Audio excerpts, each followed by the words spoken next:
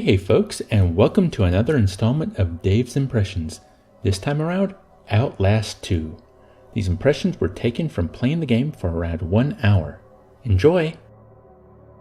Walking through an empty village near the start of Outlast 2, I was thinking of Resident Evil 4, especially when I was attacked by a psychotic farmer.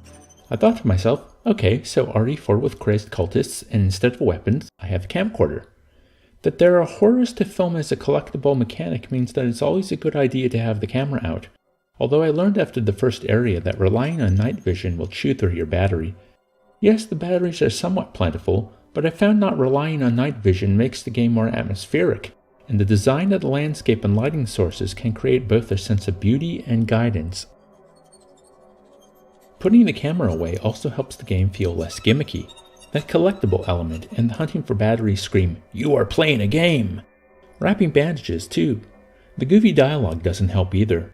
When I was approaching the church, hearing the sermon of the priest conveys a sinister and creepy quality, as religious fanaticism often does.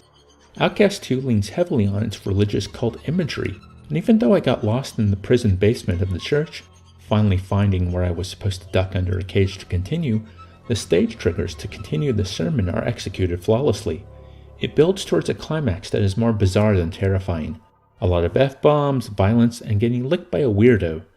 The gross-out mutilated bodies that you come across in your travels, most of what you should be filming, aren't so much grotesque as strangely rendered. The idea of what's happening is a lot stronger than the visual execution. There were moments of genuine tension, however. It's mostly when the music goes away and I'm left walking in darkness, surrounded by the ambience, walking through a cornfield searching for flashlights or hiding in a barrel and peeking out waiting for the danger to pass. The most frightening part of the game is before the church.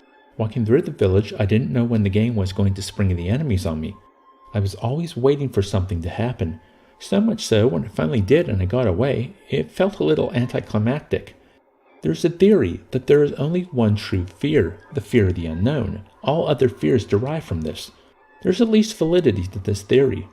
I decided to look at a guide to check out battery placement, and it informed me not only of an upcoming section with an enemy, but how to easily avoid them.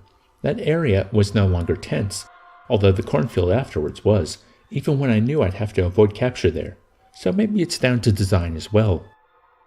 Thanks for watching. Longtime viewers will know I don't do well with horror games, so I'm glad for this to be over. I like the cult idea, especially that there were hints that the cult leader might be telling the truth, no matter how screwed up everything else is. That's always fun. If you enjoyed the video, please like, comment, share, and don't forget to subscribe. Follow me on Twitter to help pick the next impressions video, and I hope you're all having a wonderful day.